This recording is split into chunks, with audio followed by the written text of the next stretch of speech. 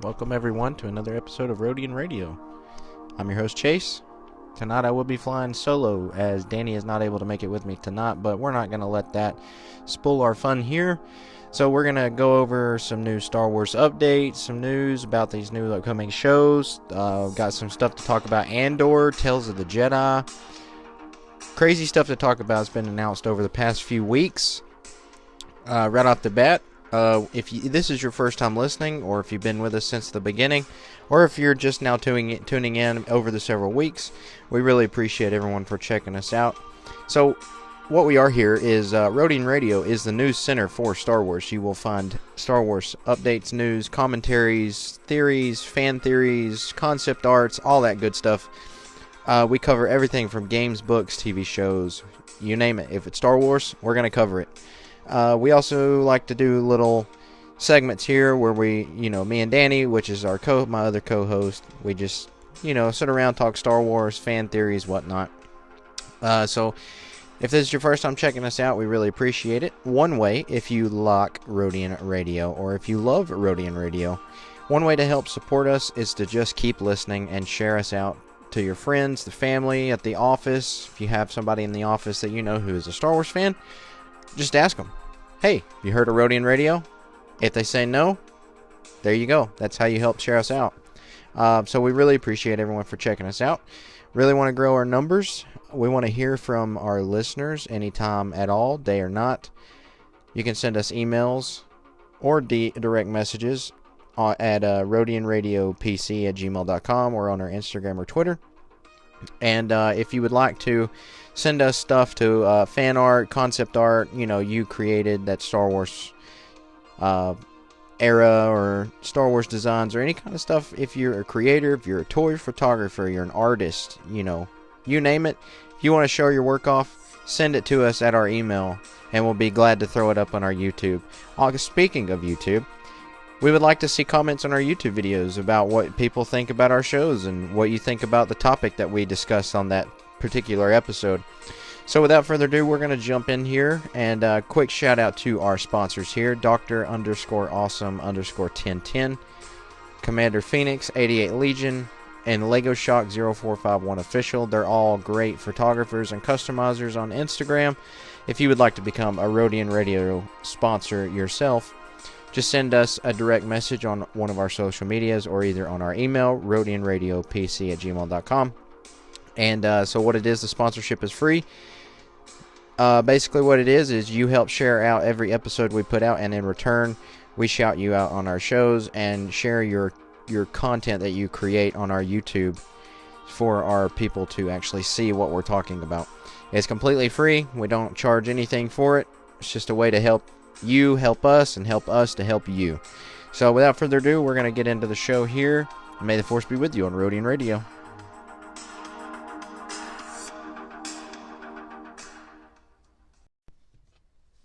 Well, if you didn't cry over watching this past week about the Obi-Wan Kenobi behind the scenes documentary on Disney Plus, then you may not be a real Star Wars fan. No, I'm just kidding. So the Obi-Wan Kenobi thing that came out on Disney Plus, the behind-the-scenes documentary that came out on Disney Plus last week, on September the 8th, Disney Plus Day, it showed a lot of stuff that I didn't know that I needed to see, such as we got to see Hayden Christensen back in the role of Anakin Skywalker in Episode 3. We got to see Liam Neeson give his take on coming back as Qui-Gon. We got to see what it was like to film Kenobi and what it was like to be on the set, and we got a lot of good footage. I definitely recommend go checking it out. Now, Liam Neeson is my all-time favorite actor in anything, whether it's Star Wars or not, and I do have the clip here from Liam Neeson talking about what it was like to come back as Qui-Gon, so I'm going to go ahead and play that here for you all. Okay, so as you can tell, that he can tell, to me, Liam Neeson always feels like he doesn't really know what's going on until he's there. You can tell in his voice, like, yeah, he might enjoy it, but he's just here for the paycheck. But once again, it was cool to see behind-the-scenes footage as Liam Neeson and Ewan McGregor in their costumes just chilling out and having fun with each other with Deborah Chow. And it really shows you what you could have seen if events took place differently in the prequels, such as seeing Obi-Wan and Qui-Gon together in old age. So that was really cool. But so we do have a little bit of news here. We've got a little bit of Today in Star Wars History. We're going to go ahead and do Today in Star Wars History. So on this day, in 2009, Galaxy at War was released. I'm not familiar with that. I think it may be a novel series or a book, but I'm not real sure about that. Also today in 2010, The Star Wars Clone Wars Adventures video game was released. And on this day in 2015, the Star Wars Princess Leia trade paperback was released. So, got a lot of stuff today in Star Wars history that's really cool to talk about. Specifically, the Clone Wars video game. That really, it's hard to believe it's been, almost 10 years ago. But it is what it is. Time goes on. It's like Star Wars is like fine wine. It gets better the more it ages. So we're going to go over here and check out this Andor stuff. So we did get a special look at Andor with the Disney Plus Day releases. We got to see new footage from Andor, and I've completely changed my feeling about this show. I feel like it's going to be a prequel to Rogue One, which as it should be. And I feel like it's going to have a lot of the same Rogue One vibes. It's not really going to be necessarily about Jedi, Sith, all that. It's going to be more about surviving the age of the Empire. Now, we did get confirmation that it does take place over a 5-year gap, which was from the beginning of Rogue One and prior 5 years is the gap. And we did get to see Phase 2 clone troopers as they became quote-unquote stormtroopers with the birth of the Empire. So we're going to go all the way back to the Revenge of the Sith era, which is going to be cool. I think we're going to see a lot of Krennic. We might see some flashbacks of young Tarkin. We might even get our first ever appearance of the live-action Bad Batch, which, speaking of which, Andor will premiere next Wednesday. Yes, less than a week. We will get the first 3 episodes on that premiere day, which is next Wednesday, September 21st. And there's been a lot of back and forth about the Bad Batch, whether it's going to be September 28th or another day. It is confirmed from good report that I know of, the Bad Batch Season 2 will take place in January of 2023. And we now have this new upcoming show called Tales of the Jedi, which will take the place in October 26th, I believe, which will take the place of the Bad Batch Season 2. So we're still going to be getting 2 separate Star Wars series, live action and animation, back to back for about 3 to 4 months. And then we'll pick back up with the Bad Batch Season 2. Once it ends, we'll go into Mando Season 3, and then into Ahsoka during the summer, if I'm not mistaken.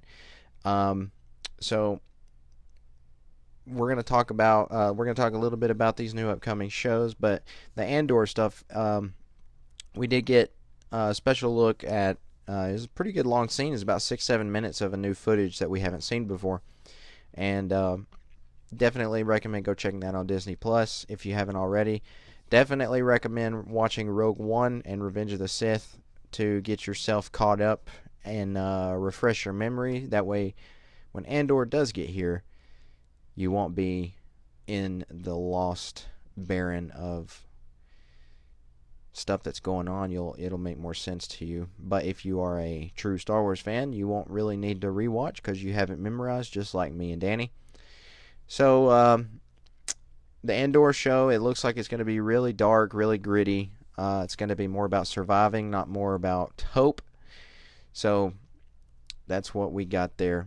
Now, we do have this new Tales of the Jedi show that I was talking about, which is going to take place. To me, this feels like it's a love letter to the Clone Wars. I want to say, technically, this is going to be Clone Wars Season 8. But there's going to be 2 separate storylines here in Tales of the Jedi. From my understanding, it's a 6-episode series. And I want to say all the episodes are all going to drop on the same day. It won't be a weekly thing. So But 3 episodes are... now, I don't know if this is confirmed or not, but I want to say 3 episodes are going to be about Ahsoka, more in-depth for her character arc with Anakin and her as a Padawan. And the second story that we got here is about Dooku as a Jedi. And we get to see, if you watch the trailer for it, we got to see a young Qui-Gon, we got to see a young Dooku, a young Mace Windu. We get to see Yaddle. I got some clone troopers, Captain Rex. We got Episode 2 era Clone Wars version of Obi-Wan Kenobi. We got Anakin Skywalker. Basically, this to me is going to be the best Star Wars series that's come out by far. Even better than The Mandalorian and Book of Boba Fett. Yes, everybody knows that, I'm a fanatic for Boba Fett, but, this stuff right here is probably going to be the best thing. Now, the big thing that I really want to talk about here in Tales of the Jedi is this new Inquisitor that we got. To me, this Inquisitor sort of looks like an acolyte. If you watch the trailer, his subtitles are captioned with Inquisitor, and he does have the Inquisitor double-bladed helicopter saber. But I'm not real sure who this guy is. But he is an Inquisitor, so this may be the first Inquisitor, like before Vader. This might be Palpatine's private Inquisitor. Not sure, but I believe he is confronting Ahsoka here in this trailer, and so if he is, that would be probably the first Inquisitor, and if he's going after Ahsoka, this is probably going to pick up after Order 66, but I'm not real sure. It's very confusing in the trailer because Ahsoka has her Season 4 and 5 outfit on and not her Season 7. So I'm not real sure where they're planning on going with this. Now, it could just be the great editing of this trailer to throw you off, but there is a scene, if I'm not mistaken, where Ahsoka does have her Season 7 Clone Wars attire on when she meets Trace and Rafa, sort of like the jumpsuit when she's talking to the Inquisitor. So it may be after Order 66 or right before Order 66. This might be the first Inquisitor, and who knows, Anakin may have killed him to save Ahsoka. That might be why we never saw him in live action or the Rebels. But I'm not real sure. I'm really excited for Tales of the Jedi. That's going to be a very interesting story to go along with. I'm really looking forward to it. Now, if I'm not mistaken, Tales of the Jedi was comics that they're bringing into Clone Wars animation. So, like I said, it's following 2 separate stories here. It's following Ahsoka and Dooku. So, but I think the Dooku stuff is going to be what I'm most excited to see. Just to see Dooku as a Jedi. And animation looks really good, by the way. The animation looks near top-notch perfect for animation. I'm really excited to see more of Qui-Gon as a Padawan. And maybe we'll get to see Yoda training Dooku. So, but we're going to take a short break here, and when we come back, we're going to finish talking about these upcoming shows. We really hope you enjoy listening to Rodian Radio. We really enjoy bringing our love and passion for our favorite sci-fi genre to you listening viewers. If you like Rodian Radio and want to help support us more, please share us out on our Instagram, social medias, what have you. Tell your friends, tell your family, tell your pets, your neighbors, your postal service worker, whoever. If you have a Star Wars fan in your life that you know about, tell them about Rodian Radio. The more viewers and more support we get, the better content and celebrity interviews and topics we can bring you to talk about. Also, we would love to see comments on our YouTube videos. Like and subscribe to our YouTube. If we can get a certain amount of subscribers, we may start doing giveaways. Or, you never know, we could have really big celebrity guests on our shows. So once again, thank you for listening to Rodian Radio. Help support us and share us out. We really appreciate everyone for listening. Now let's get back to the show. May the Force be with you. Alright, welcome back. So we're going to jump in here and talk about Mandalorian Season 3. We did get the trailer for that as well on Disney Plus Day. So obviously we are going to Mandalore. We're going to get to see Din Djarin's redemption story and more adventures of him and Grogu. Now, what caught my eye the most in this trailer is there are other Mandalorians, but they're not specifically designed to armor Mandalorians, such as Death Watch. They look like their own version, like their own custom armor. So this may be a ragtag band of misfit Mandalorians that are just, like mercenaries, such as, or something like that, because, one of them's got an orange helmet with red armor. The other two have white helmets with, white and brown armor. So they don't really have an emblem or a signal or a clan tag. So that's what I'm most excited for with this series, is seeing more Mandalorians, different Mandalorians at that. I think we're going to get some more of Ahsoka in this. We may not get more, but because they're going to want to save her for her own series. I think we're going to get Boba Fett and Fennec. We're going to see a lot of Bo-Katan. Really interesting to see what's going to happen with Bo-Katan and Din Djarin over the Darksaber. Now, I'm sure this has been out for a while now, but I'm sure everybody, for the most part, has seen Snoop Dogg in his Mandalorian armor.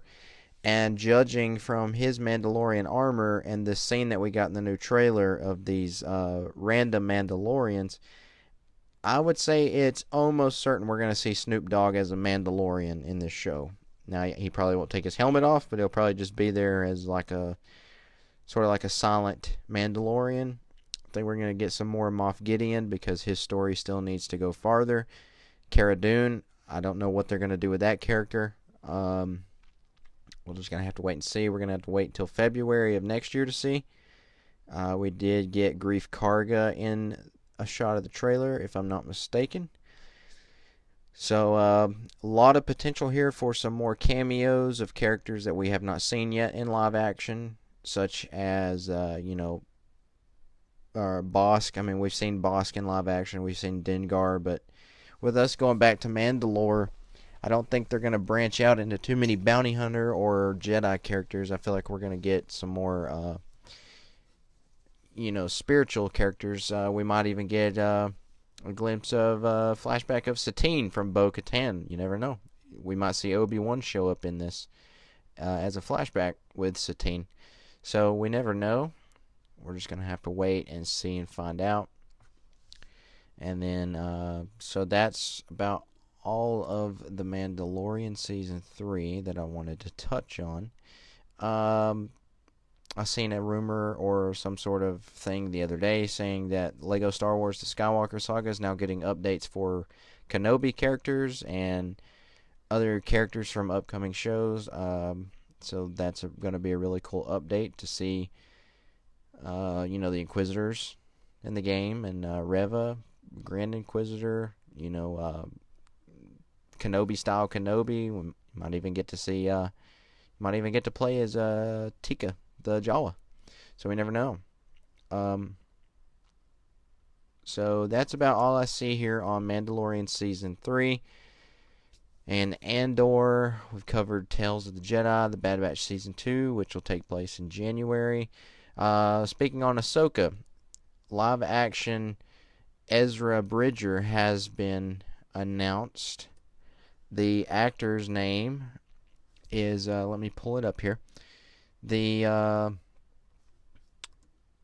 actor's name here who is going to be playing a live action Ezra Bridger, which is confirmed, is Eamon Esfandi. I'm not for sure how to pronounce his name. I'm sure I pronounced it wrong. I'm not familiar with his work. I think he may be a new upcoming actor, but I don't think they could have got anybody more perfect looking to play an Ezra Bridger in live action besides this guy. So he will be a live action version of Ezra Bridger in Ahsoka. So there is more and more confirmation that we will be getting all the live action Rebels and a live action Thrawn. Of course, we already knew most of that was coming, but it's still awesome when you get that final confirmation. That way you know it's true and you have something to stand on that's solid ground with facts. So I'll be excited to see that. I'm a fan of Rebels. I like Ezra. He's one of the best characters in Rebels, in my opinion. He's got one of the best story arcs. And he's even got the same birthday as Luke and Leia, Empire Day. So that's about all the Ahsoka rumors that I've gotten. And we did get some upcoming shots of Ahsoka. We got a live action Sabine standing looking at the mural that she painted for the Rebel crew, for the Ghost crew. And we get another shot of Ahsoka Rosario Dawson. And also in Tales of the Jedi, as I said a few weeks ago, Ashley Eckstein will be the voice of Ahsoka Tano for the animation style Ahsoka.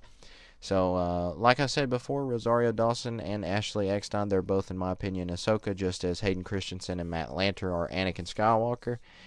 I don't have a problem with any of that. So we're gonna jump off of these shows here. I've not really seen anything with Hasbro lately. Have not seen anything with Lego or Funko Pops. Not really a whole lot going on with the action figure or collectible community. So we're gonna jump off of all the news, and we're gonna bring in an old interview with Kim Simmons, who did the photography for Kenner, Star Wars Kenner, back in the 70s, 80s, or the 80s and 90s. And so we're just going to replay that clip here. If you haven't already heard it, it'll be a good chance for you to hear it. It's one of the best interviews we've done. If you have heard it and you want to hear it again, well, here's your perfect opportunity.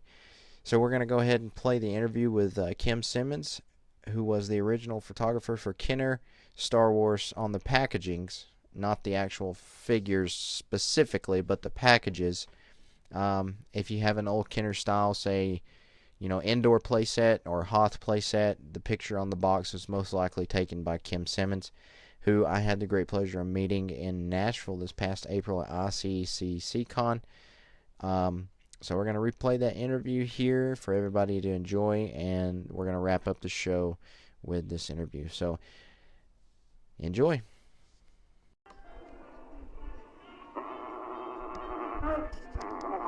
Welcome to the Rodian Radio VIP Lounge.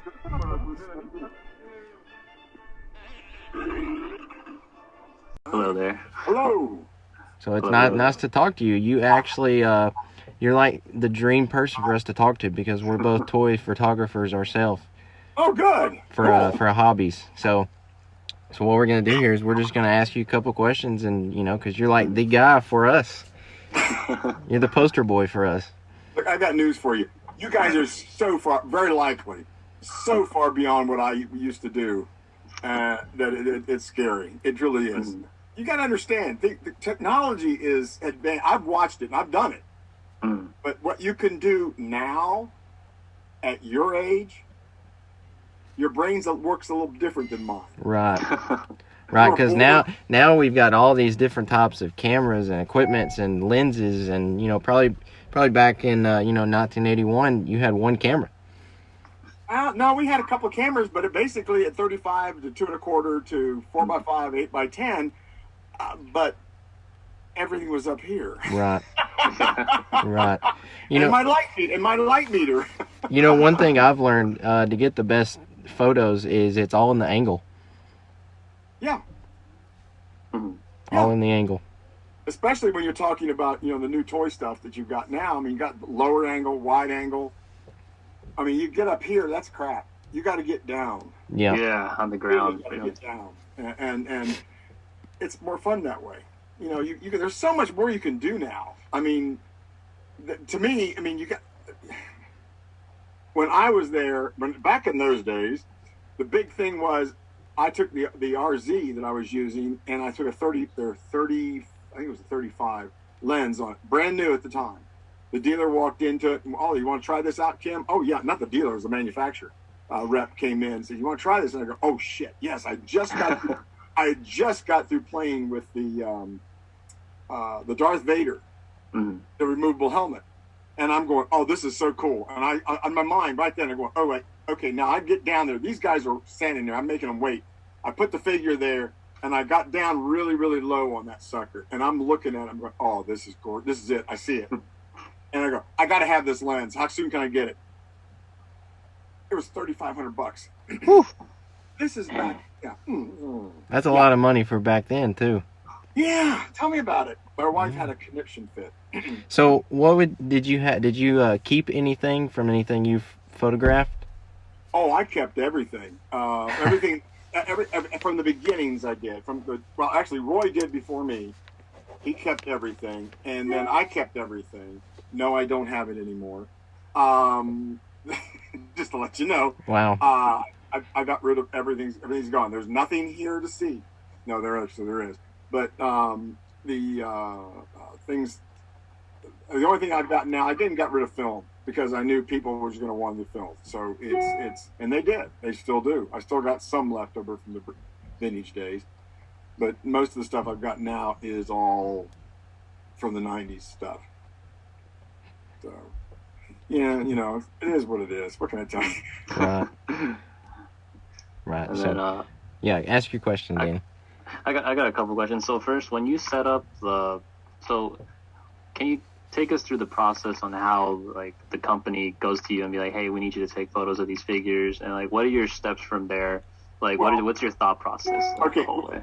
Okay, it came. Okay, well, I just did this with Matt Brookins, with his custom figures. But what we do is I worked in the beginning. The vintage stuff was all through a design studio. Okay. So it came through the design studio. Art Hefner up in Kenner. They'd go up and do their thing, talk about what they want to do, whatever. Oh, we're going to change this or that. Okay, fine. And then they would turn around and they'd say, okay, Kim, we're going to do all these figures. And I said, can we go steps? And once we went to steps, because I said we were doing these little stuff, but now we're talking major stuff here, like we ended up being the 92, 93s figures. I wish I could turn. I think I turned those off. Jeez. My notifications. Then it was like, okay, what color? Well, I'm going. They're thinking yellow. Well, hey, we can get yellow. That's no big deal. So those are the things you have to get out of the way first, and then I had to go back and build the steps. But which drove Roy crazy when I was doing that stuff, is because I'd be doing it in my head, and he'd be like, "Huh."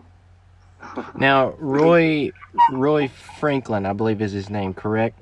Roy Frankenfield. Okay, yeah. Frankenfield. He was basically your boss, if I'm correct. You are correct. He was the first man who shot Luke Skywalker. Now, how did you guys come up with that name? Because that name it kills me every time. I didn't. That name was given to me by the guys from Galaxy Star Wars magazine. I love that name. They did that article on me, and they called me the man who shot Luke Skywalker. And then lower up, so don't worry, he didn't use a blaster, he used a camera. Yeah, that cracks me up every time I see it. I was like, that's so funny. And I get it. I grabbed it and I'm going, it worked. But yeah, try doing that. Try saying that down in Mexico. Because man who shot, and they're thinking Pistola, and I'm looking at Pistola. That's not what I did. But it doesn't work out the same. Right. As a toy photographer myself, and I'm no by means a pro at any means, but I get it.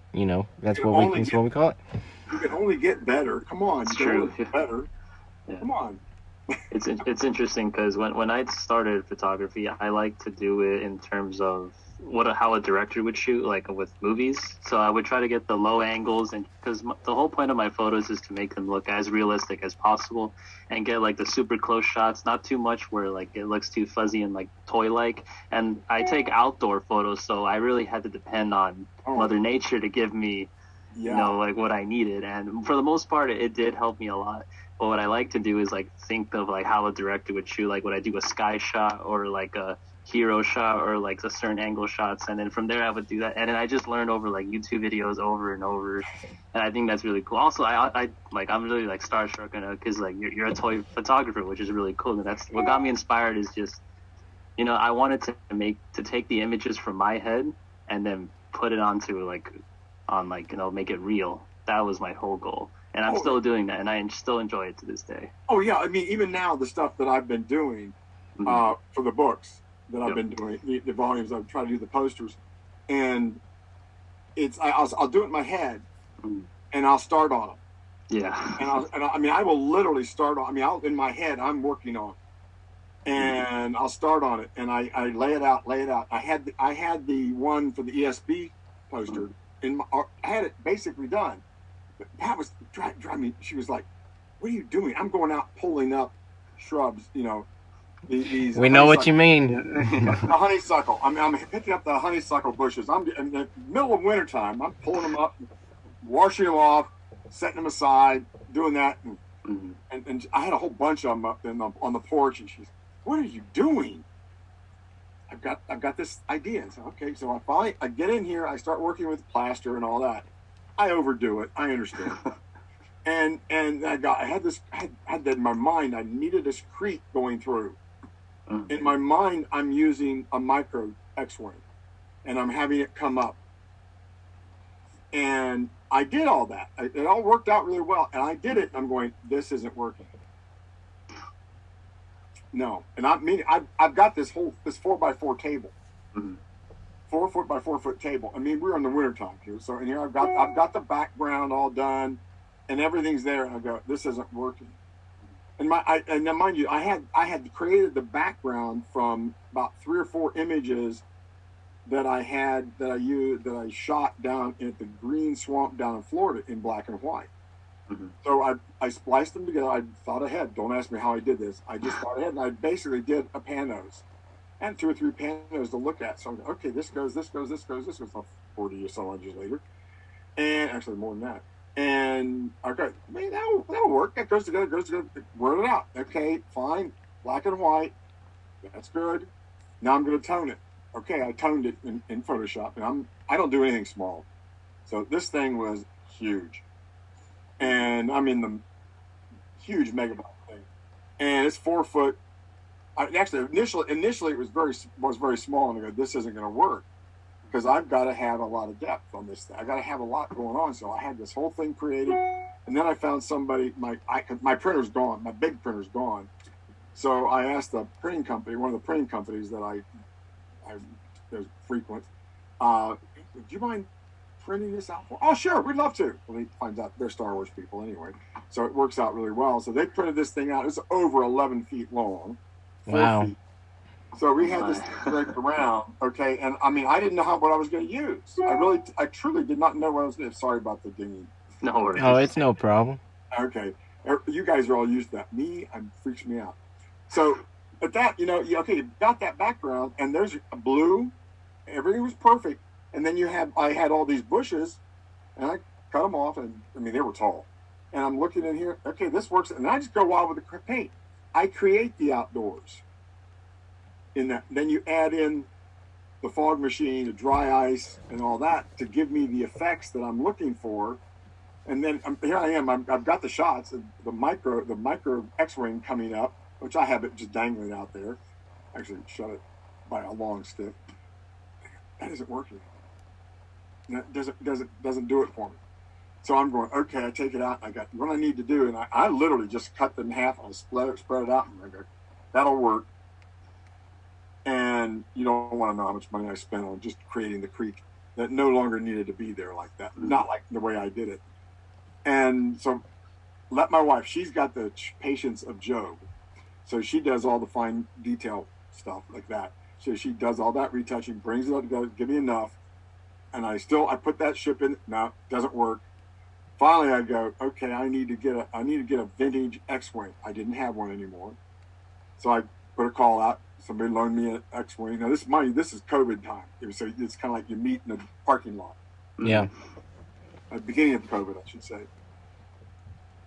I go, okay, I'm going to have that sucker coming in. That's how I did it. Literally, that's how my mind just went that way. So I had that under my belt, and I hated to tear that thing apart. It stood out here for 6 months. I was like, I don't want to destroy it. It's like nobody wanted it. So I was like, okay, fine. So I just destroyed it, gone. So when I came to the next book, I'm going, okay, I want to do the Rancor monster below Jabba's palace, my own version, but I'm going to use the Rancor monster the same similar to what I did before, but this time around, you're going to see the gate. I've now seen the movie. So I'm going to have the gate out here. I want to see something there, and I want to see a grid light up above. I'm going to put the throne room up above that. That'll be cool. You see something. Well, and I realized that that's 20 some inches tall, and then you've got and it's like, no, that's too big. I'm not doing this in one shot. It's going to be 2 shots because everything would be too small. Not going to happen. So that's why we ended up with 2 posters. But it was kind of like I basically used rocks. I have rocks on my driveway that I used, and plaster, but drywall mud. Oh, just drywall mud all over the place, and then go to town, paint. And I have it sets. You can see the steps that I took because I modified it, or shots of it in between. So I didn't even have a Rancor monster. It was all in my head. How it was going to be. And I just pulled one of my figures that I've got, the Obi-Wan figure that lights up at night. Okay, don't ask me. I have no idea.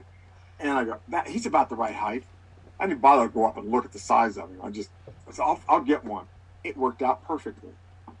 And based on that, I got the Rancor monster, and then I was able to figure, okay, this is about where I'm going to be, and what lens you need, and actually what camera, because my camera would not use the newer lenses because of firmware issues. So I had to go borrow a camera to use the lens that another friend had. So I did.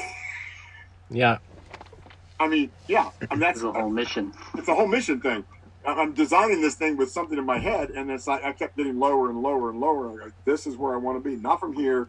I want to be here, and that's what you're doing. That's what you're doing. Yeah. I just react to the previous decision.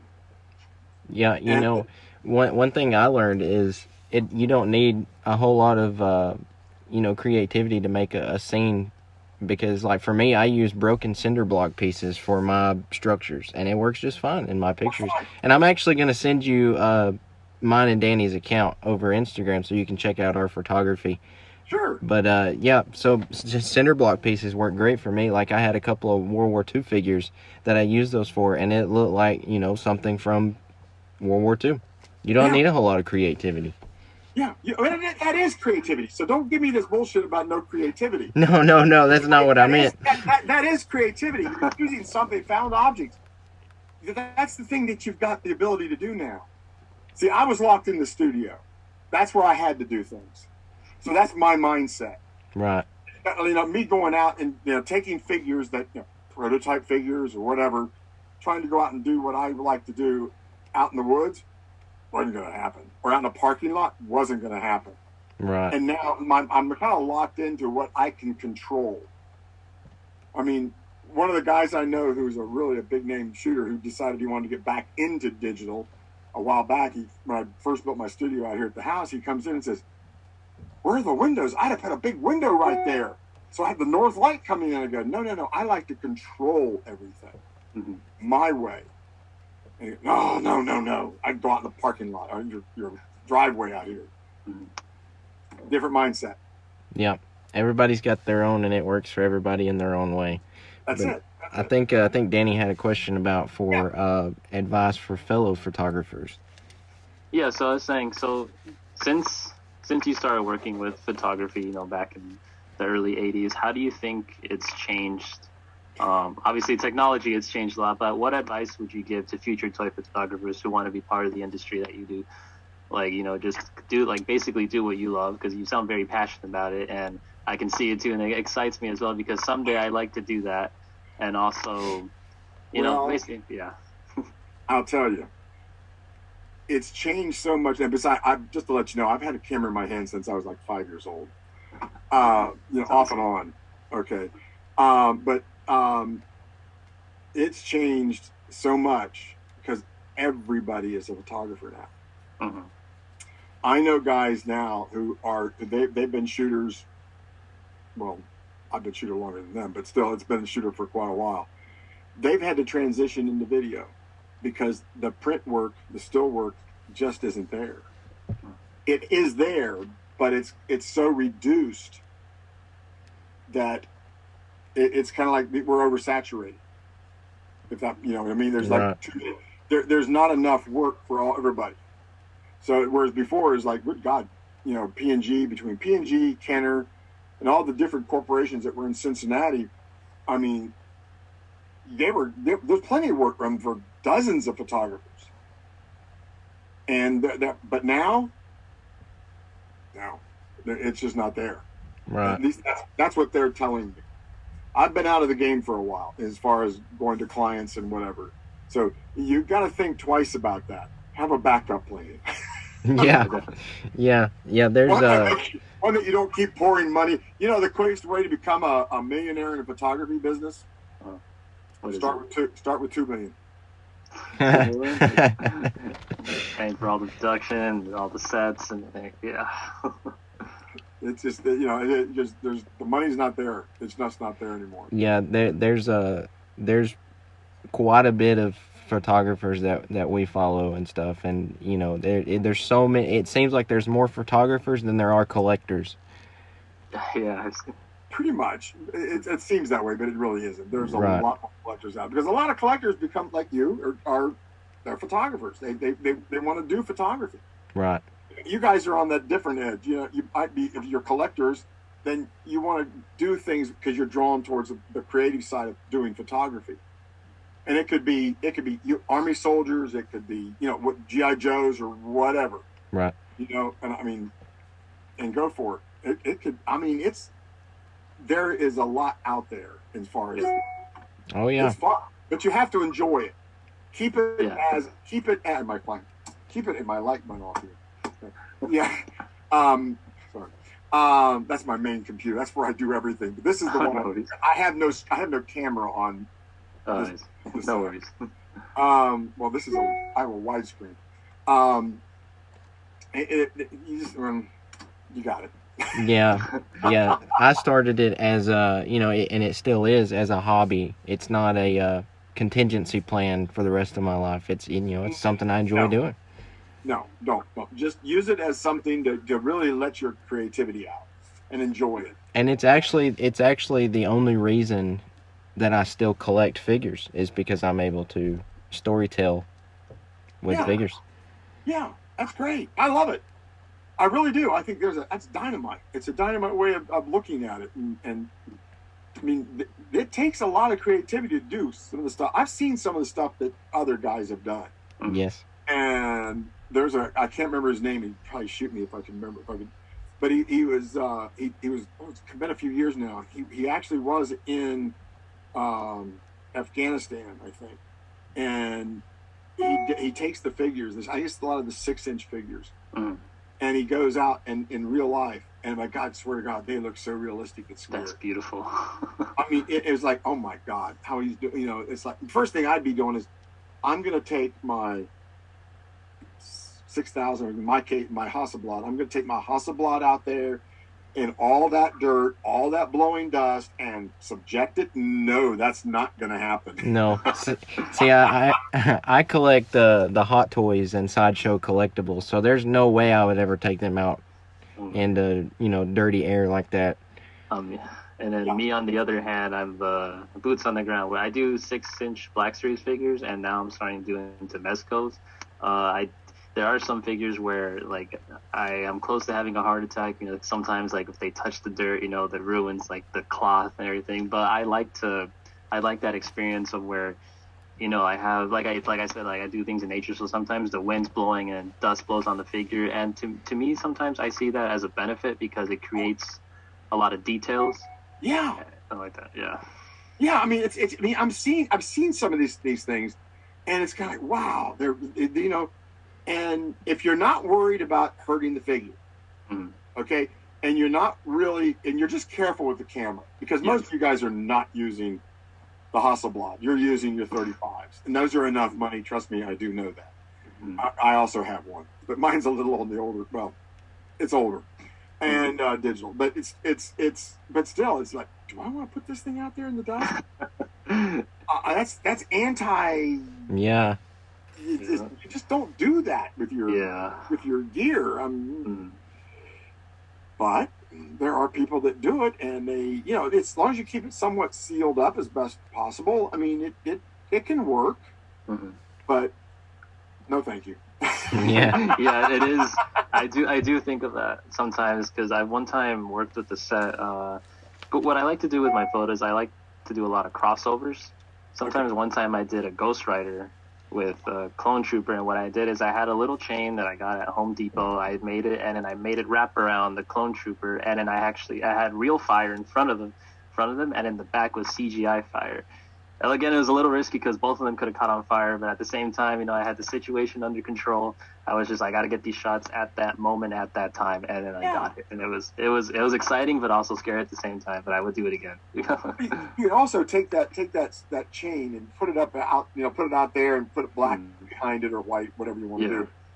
Saturate it with your ladder fluid or whatever, it's like that. Light a match to it real quick, shoot it. Yep. And you've got that, so now you can just take it in Photoshop and you cut it out. Yeah. Not the same thing, but gets the point across. It does. So what you did was that takes some yeah. Got it. So with each special guest we have on the show, we like to ask them a series of questions outside of their profession, just as a general fan. And as I know, you are a big Star Wars fan. So, question number one is, obviously, who is your favorite Star Wars character? Well, people ask me that all the time. They really do. And I like all of them. I really, truly do. I guess if you had to... being the man who shot Luke Skywalker, I'd probably say Darth Vader. But, in fact, I believe, if I remember right, above my door at the studio downtown, I did have the sign Darth Vader. And above my door. So who would you say your least favorite character is? Oh, Lord. If you never had to see him again, it'd be the best day of your life. I never look at it that way. I really don't. I really don't have the least favorite. I mean, a lot of people I know would say Jar Jar. Yeah. I would never say that because I know the backstory. Yeah, we like Jar Jar here. Yeah, I thought he was great in the movie, only because I'm looking at it from a kid's point of view. Exactly. And I thought that's a great way to bring the kids into it. And that's my understanding is that's exactly what George Lucas wanted. Yep. For the kids out there to have something. So, and once I heard that, of course, I always liked him anyway. So it's like, okay, because I've got some stuff here, the Jar Jar toys that's like, okay, I got them and I bought them. So they didn't give me anything. I had to buy them. Well, there's always a dark side. This is in the later time, in the new stuff, the 95 and up. They didn't give me anything. Now, the previous, they left the toys with me. They left everything with me. And when I tried to give it back to them, they wouldn't take them. Wow. Well, you could you make a lot of money on eBay nowadays with those types of toys. I wish I would have known all this, but I got rid of everything. But it's all good. It's all good. It helped create a lot of things out there. Right. Because of what I had. Well, one man's trash is another man's treasure, as they say. Yes. And I'm not saying it was your trash, but It definitely wasn't my trash. So, what would you say your favorite scene in anything Star Wars is? Whether it's movies, cartoon. You know what? I've been taken to the outhouse on this one because I've never gone into the cartoon versions, and I've been told I've really missed a lot. There is a lot in there that really helps. I know, and it's like. I just haven't done it yet. My wife we just don't look at those. Well, I need to do that one day. So it's like, okay, I'm on the carpet. I've got to see them. But as favorite scenes, I looking back, it's unfortunately, it's got to be what apparently I'm drawn towards the Jabba's throne room and the Rancor pit and all that. Beautiful scenes. Yeah, because that's what I've done the most of. In fact, because I still have those dioramas that I built. I gave the figures back to those who loaned them to me, and I'm going to build. I've been collecting them so I can repopulate. I'm literally going to make a cabinet for those two dioramas and put them one above the other. Fantastic. So yeah. Yeah, those were beautiful scenes, and Return of the Jedi is my favorite Star Wars movie, and the Jabba's palace is some of the best Star Wars scenes because it's Star Wars. That's what Star Wars is. Yeah, I would have done the ESB, where I did the Hoth battle scene, but that takes up so much room that yeah, I don't have enough room. Yeah, and I wasn't going to go out and shoot it outside, so no, not going to happen. That's too much stuff to take outside. Yeah, it is. As the one who does it outside, there's a lot of equipment you got to bring, and I just had to smack my head one time because I forgot the one most important figure I had. Like, I usually write a list, and then that one day I forgot that figure on the list. And I was like, well, I have to adjust at this point. Yep. A lot of adjustments in photography. That's what I learned. Oh, yes. Oh, yes. All right, so our last big question here, and this one is kind of just to make you think a little bit. Uh-oh. If you could create your own Star Wars character, who would it be and why? Star Wars character? Holy crap. This question stumps everybody that we ask. Yeah, because if you didn't see it, if it wasn't really wasn't truly in the movie, right now they've got figures on almost everybody now. Mm-hmm. At least to my knowledge, they do. I don't know. I mean, that would stomp everybody because it's kind of like it was not a figure out there, or not a that's even mentioned that I'm aware of. I don't know. That's a good one. That is really a good one. Yeah, makes you think. It really does make you think. I mean, the one thing I think that, and maybe they'll get to it, is they've addressed everything, but really the true origins of Yoda and the backstory there that's a movie right there. Exactly. I'm waiting on the day we see an R-rated Vader film. Nowadays, it would be, A New Hope, ESB, Empire Strikes Back, and they'd all be X-rated by today's standards, I think. Yes. So it's give me a break. Well, so but I would love to see a Yoda backstory.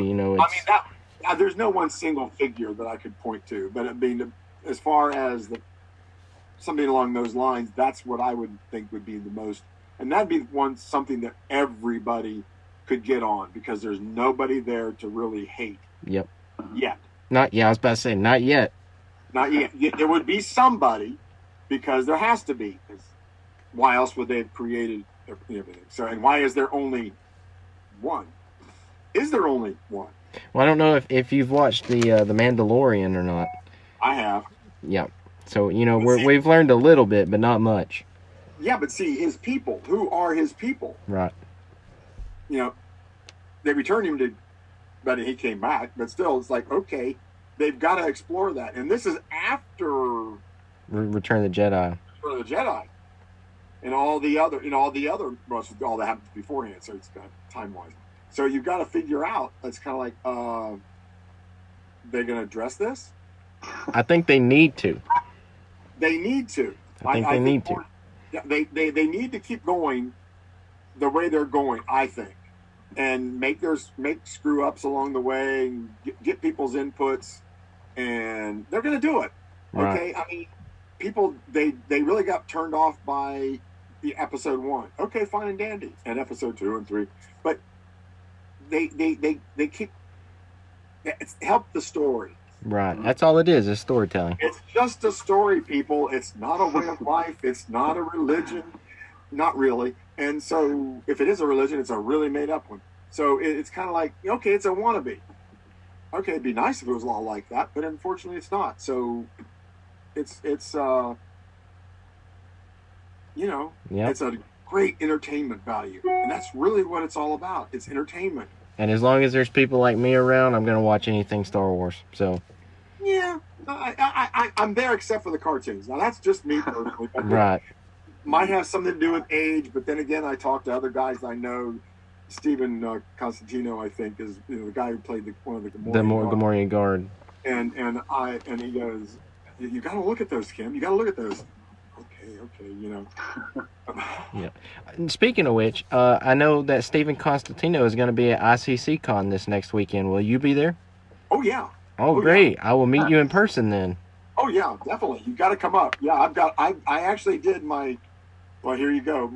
You already know about the poster that I did with the barge, and I actually have two versions. One that was going to come with the Volume 4 if it ever makes the Kickstarters, which is why we did a 2.0. Be very limited, but that's right. But at the same time, I have that final poster, which first time ever I've had a friend of mine, do a little CGI work on it. So he's got the dust, and he created the sarlacc mouth coming out of it. I already had the tentacles there, had all that done, so that he had to just come up with everything else. And the dust and he put 2 suns up. He goes, Kim, you don't have any suns up there. And I go, yeah, I know. He said, don't you want me to go ahead and put 2 suns up there? Well, yeah, done. I mean, literally, it was done. He goes, what do you want me to do? You've got everything. No. You've got the dust and the heat blasts coming out, so they're hovering, and a few little, the suns, and you can do that. And, whatever you look at and got to create because I had the Boba Fett hanging up in here. So, okay, that's there. And I go, but I did another version as well. Okay. And I said, so they both need to be treated different because they're subtle. There's just a subtle shift. Oh, you did do that, didn't you? Yeah, I did. I wanted a little. But what I did is on the one that I'm selling down there. The other one only comes with the book. It's not going to be printed otherwise, at least at this point in time. I did a custom figures from this Mac Brookins, and that's got his custom painted figures in it. And Boba Fett is Michael Havens. That's awesome. Flying through up in the air with no helmet. Oh, that's even better. How would you know it was Mike Havens if he had a helmet on? Right, that's hilarious. Yeah, we actually had him on the show a while back, and he was saying, Boba Fett is my favorite character. Oh, yes. Boba Fett this, Boba Fett that, but it'll be nice to actually meet you in person and talk to you there, because I will be there, but unfortunately, Danny is not going to be able to make it. So. You can't make it to ICCC. I know. I've been wanting to go to that event, but unfortunately, the troubles with scheduling.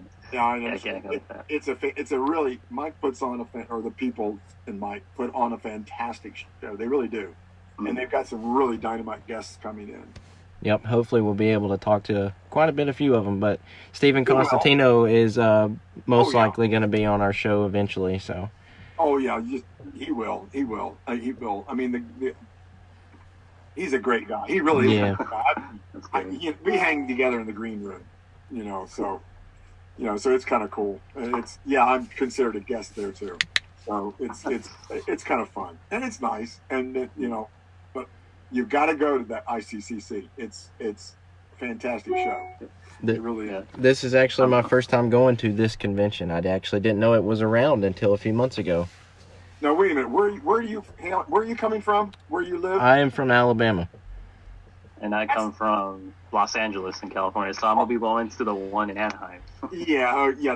But Alabama. I figured you were in Alabama because that's where my wife is from. I could hear the. Oh yeah, you heard the accent. I heard the accent.